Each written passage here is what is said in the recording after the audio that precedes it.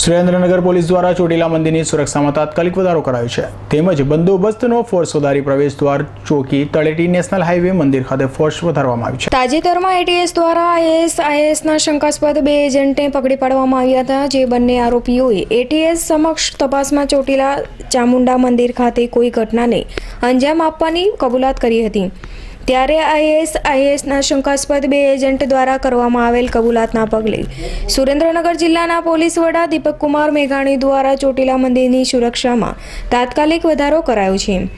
ચોટીલા ખાતે બંદોબસ્તનો ફોર્સ વધારી પ્રવેશદ્વાર ચોકી તળેટી વિસ્તાર નેશનલ હાઈવે મંદિર તથા ફોર્સ વધારાની સાથે ઓટોમેટિક વાયફોન સાથે જવાનોને તૈનાત કરવામાં આવ્યા છે। ગુજરાત એટીએસ દ્વારા આઈએસઆઈએસના 2 એજન્ટને ધરપકડ કરવામાં આવેલ છે અને એવા મેસેજ મળે છે કે ચોટીલામાં કોઈ ઘટનાને અંજામ આપવાના હતા, પરંતુ સુરેન્દ્રનગર જિલ્લા પોલીસ દ્વારા ચોટીલા ખાતે ધાર્મિક જગ્યા હોય કાયમી બંદોબસ્ત પૂરતો રાખવામાં આવે છે, વાહન ચેકિંગ પણ રાખવામાં આવે છે, તેમજ દર રવિવારે જ્યારે ભીડ હોય છે તેમજ પૂનમના દિવસે વધારે બંદોબસ્ત રાખી અને કાર્યવાહી હાથ ધરવામાં આવે છે।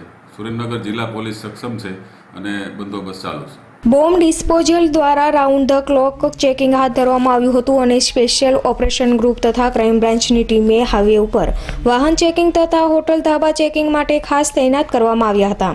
Kalpesh Vader, V News, Chotila, Surendranagar.